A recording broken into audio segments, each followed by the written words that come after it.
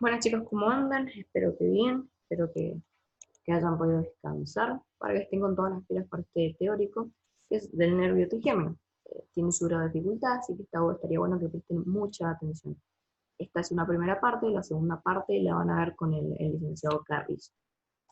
Bueno, ¿qué vamos a hablar del trigémino? Vamos a hablar de generalidades, clasificación del nervio, según lo que hemos visto hasta ahora, de clasificación de pares craneales, núcleos del nervio trigémino, recorrido y relaciones y sus ramas. Pero no vamos a ver todas sus ramas, sino solo la primera, o el nervio óptico. En generalidades, bueno, el trigémino es el quinto par craneal, es un nervio mixto, da tanto información sensitiva como información motora. La información motora va a estar dada para los músculos de la masticación, que ustedes ya conocen por el teórico de ATM, ¿sí? Cuando lo repasamos, son el temporal, el macetero, pteriodeo externo y pteriodeo interno. También para el músculo miloideo, el vientre anterior del músculo gástrico, tensor del velo palar o peristernio interno y tensor del tímpano o músculo del martillo. La info que corre por, por esta rama motora es diferente somático especial. ¿Por qué especial si son músculos esqueléticos? Bueno, esto tiene una explicación desde la embriología, ¿sí? Porque todos estos músculos derivan del primer arco branquial o primer arco faríngeo, por eso son músculos con inervación especial, por así decirlo. Si alguna vez les preguntan, ustedes tienen que recurrir a la embriología para explicar. Lo que es sensitivo, decimos que trae sensibilidad, el trigémino tiene sensibilidad para toda la cabeza. Cara, dientes, mucosas bucales, nasales, paranasales, lengua, conducto auditivo externo y dura madre en la cavidad craneal. Cualquier tipo de sensación que ustedes sientan en estas estructuras, tacto, presión, temperatura, dolor, todo viaja por el trigémino. Es un nervio sensitivo principal de la cabeza. La información que corre por la vía sensitiva es aferente somática general. Si bien es un nervio grande, solo tiene un pequeño recorrido antes de su división, de 3 o 4 centímetros, desde que emerge del tronco del encéfalo hasta llegar a su división. Bueno, si hablamos de recorrido hay que saber bien de dónde sale, o de dónde entra en realidad, porque como dijimos, trae información motora y mixta, entonces no se puede hablar de que sale del tronco del encéfalo porque eso es únicamente para las referencias, ¿no? Entonces vamos a decir que el origen aparente es el punto donde se contactan los nervios con el troncoencéfalo para no confundirlo. ¿Y dónde es este punto? Bueno, cara anterolateral de la protuberancia, como bien vemos acá. ¿Bien? Todo esto es el trigémino, ustedes ven que son dos ramas. Bueno, porque esta es la rama sensitiva, está más lateral y es mucho más grande, mucho más gruesa que lo que vemos al lado, que es la rama motora, bien finita. Nunca se pueden confundir porque hay una muy gran diferencia entre ambas ramas. Entonces, sensitiva, motora más medial. Como dijimos, tiene un trayecto corto, 3 o 4 centímetros, desde la fosa posterior, o sea, su origen, desde su origen aparente, va a viajar hacia adelante a la fosa media para apodarse en la cara anterosuperior del peñasco del temporal, ¿sí? Peñasco del temporal o porción petrosa del temporal. Ustedes ya han estudiado hueso temporal, no voy a ponerme a hablar de las especificaciones del hueso, pero ustedes sepan que en la cara anterosuperior de este peñasco va a estar apodándose el trigémino. ¿Qué pasa? La rama sensitiva, esto está seccionado, no se ve bien, vamos a ver imágenes un poco mejor. La rama sensitiva llega hasta este peñasco y se va a ensanchar, como vemos acá, formando el conocido ganglio de Gasser. Este ganglio de Gasser es el origen real de la rama sensitiva del trigémino. ¿Sí? Origen real de la rama sensitiva del trigémino. Tiene una pequeña excepción, ya lo vamos a hacer un poco más adelante, ustedes quédense con que es lo que les estoy diciendo, ¿bien? Este ganglio Gasser no va a estar apoyado sobre cualquier lado del temporal, sino que va a estar en una cavidad especial, se denomina cavum de Meckel, cavidad trigeminal, cavidad de Meckel, ¿sí? Es un divertículo recubierto por dura madre, donde va a estar reposando este ganglio. Es importante conocerlo porque es un punto donde muchas veces se originan tumores, porque para la clínica es importante saberlo. Entonces, si algún día en un final, en un examen, les preguntan dónde se encuentra el ganglio de Gasser, ¿qué van a decir? Porción petrosa, hueso temporal, cara antero superior, reposando sobre el caún de Meckel o cavidad trigeminal. Perfecto. Bueno, dijimos que la raíz sensitiva se ensancha y me forma el ganglio. ¿Qué pasa con la raíz motora? Bueno, no va a formar parte de este ganglio, porque ustedes recuerden que los ganglios periféricos siempre están relacionados con información sensitiva o información aferente. Entonces, el ganglio, esta raíz motora, no va a tener relación. En esta imagen no se ve bien lo que quiero mostrarles, pero el ramo motor pasa por debajo, ¿sí? Acá pareciera que pasa por arriba, pero pasa por debajo del ganglio de Meckel y se va a ir por el agujero oval del cráneo, uniéndose al ramo mandibular. ¿Bien? Se va por el agujero oval, al igual que el ramo mandibular, que es la tercera rama del trigémino, y estos nervios se van a unir y se va a unir al mandibular, y el mandibular va a llevar tanto información motora como sensitiva, siendo la única rama mixta del trigémino. ¿Bien? Perfecto. Bueno, a partir del ángulo de Gasser, el trigémino me da sus tres ramas. Acabamos de mencionar la tercera, que es el mandibular. La segunda es el maxilar, como vemos acá, o maxilar superior, maxilar inferior para el mandibular. Para mí es más fácil decirle mandibular y maxilar. Y la primera rama, la más superior, la más medial, es la rama oftálmica, el nervio oftálmico, ¿bien? Antes de hablar de las ramas, vamos a hablar un poco de los núcleos, ¿sí? Del trigémino, para entender un poco mejor cómo viaja toda esta información. Dijimos que hay información sensitiva e información motora, por lo cual debemos suponer que hay núcleos motores y núcleos sensitivos, y esto es así efectivamente como vamos acá. Vamos a hablar primero del núcleo motor. Se denomina motor del trigémino, núcleo masticador, por su relación, ¿no?, con los músculos de la masticación. Y es el centro de origen de los cuerpos neuronales motores. Entonces, si estamos hablando de que acá se originan los cuerpos, vamos a decir que lo que es el origen real de la raíz motora es este núcleo motor o masticador. Bien, recordemos que dijimos que el ganglio de Gasser es el origen real de lo sensitivo. De lo motor vamos a tener que es el núcleo masticador. Bien, este núcleo recibe señales de la corteza motora y también de la sensitiva, áreas 4 y 3,1,2 de Brodmann. ¿Por qué? Porque inerva los músculos voluntarios, por eso recibe información de ambas, cortezas. Esta información viaja al núcleo motor contralateral, ¿sí? Recuerden que las fibras se cruzan, a través del haz corticonuclear. Un poquito, desde los centros superiores de la corteza, a través del haz corticonuclear, hacia el núcleo motor contralateral. Acá va a llegar la información y desde acá va a hacer sus referencias hasta los músculos que ya mencionamos que se inervan por el trigémino. ¿Bien? Los núcleos sensitivos son tres, como vemos acá. Tenemos núcleo sensitivo principal, que está en una posición lateral respecto al motor del trigémino. Bueno, todo esto es la cara rostral de la protuberancia, me olvidé de decirles. Protuberancia, ¿bien? Entonces, en una posición más lateral se encuentra el sensitivo principal. En lo que es el bulbo encontramos el núcleo trigémino espinal, o bulbo espinal, los dos nombres están bien.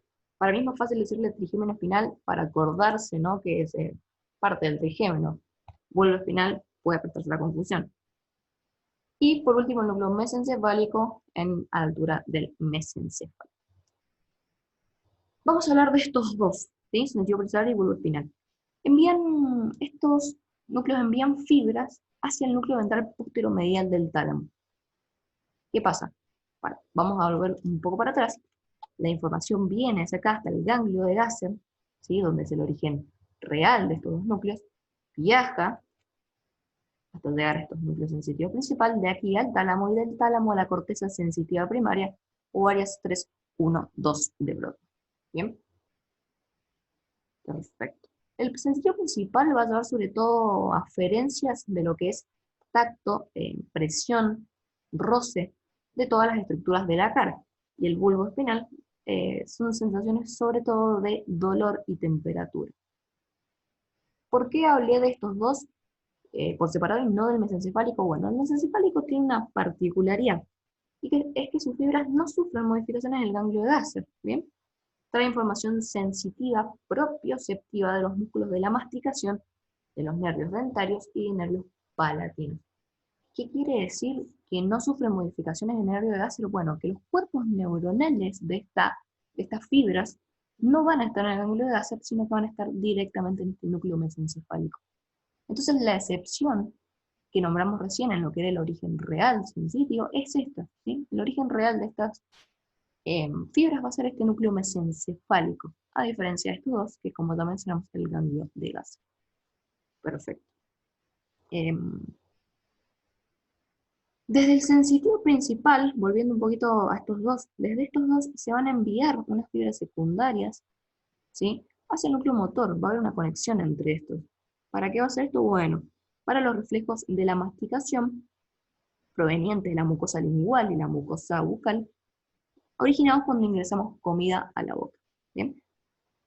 Luego el alimenticio entra para originar la masticación. Estos núcleos envían información de las mucosas al motor. El mesencefálico también le va a enviar fibras secundarias al motor, sobre todo para lo que es el reflejo miotático de los músculos de la masticación y el control de la fuerza al masticar. Perfecto. Espero que se haya entendido. No es difícil, repásenlo bien, esto de los núcleos es importante, saber qué información tiene cada uno.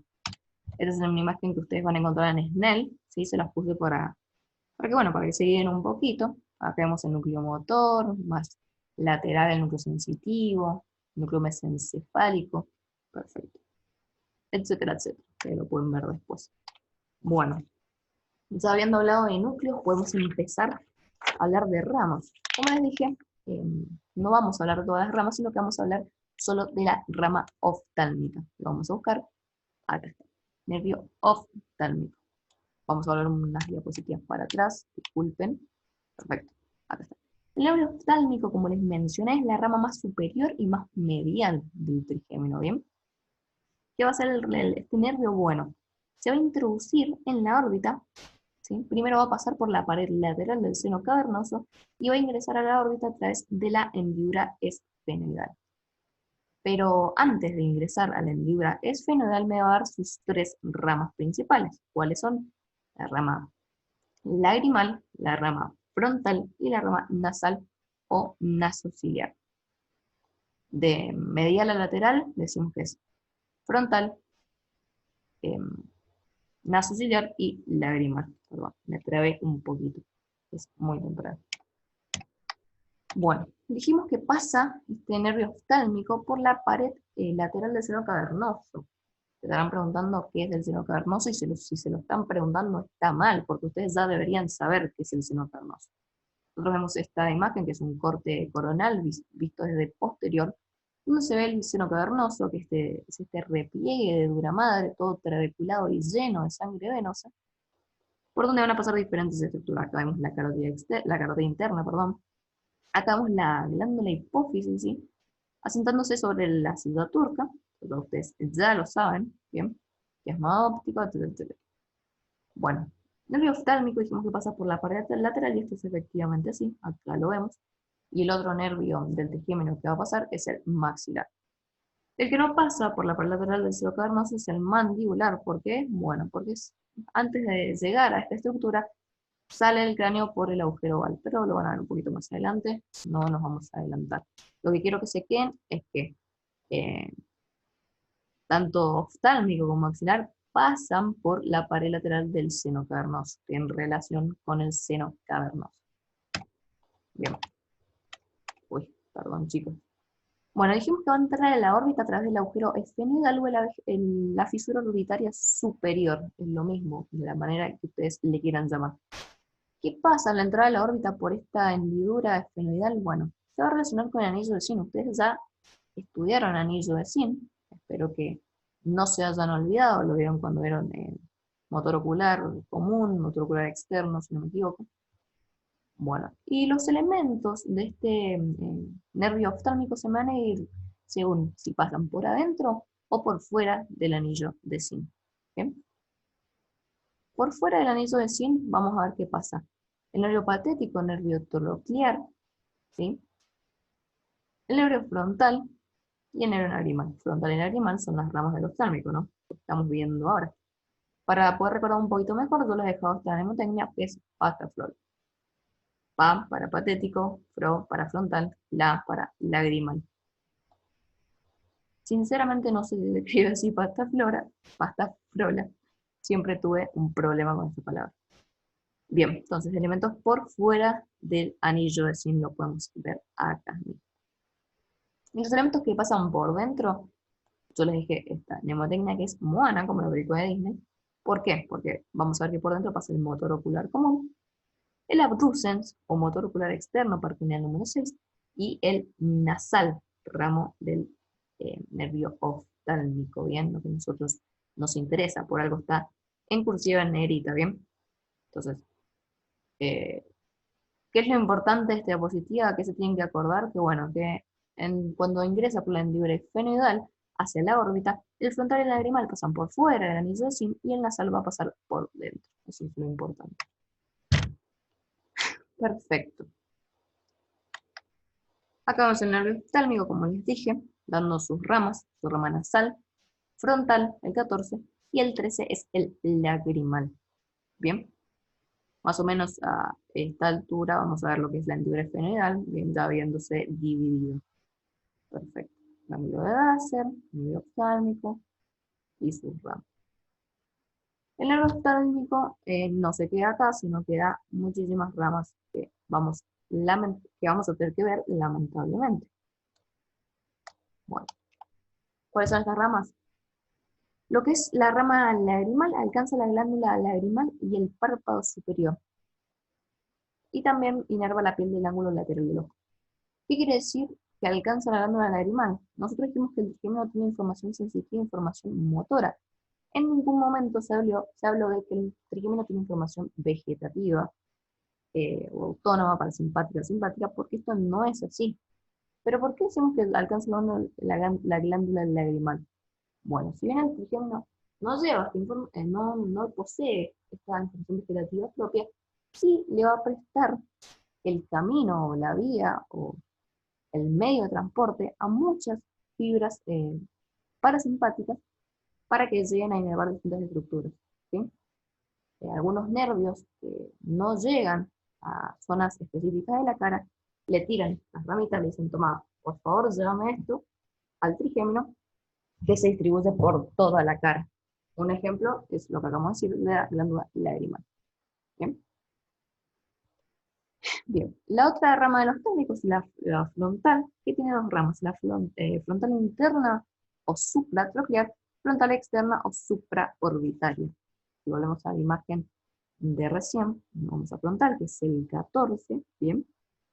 El 18 es el ramo supraorbitario y el 17 es el supratroquear. Bien. Por último tenemos el nasal o el nasociliar. El nasal o el nasociliar tiene ramas colaterales, que son una raíz sensitiva también para el nervio ciliar. Volvemos a lo mismo, de lo que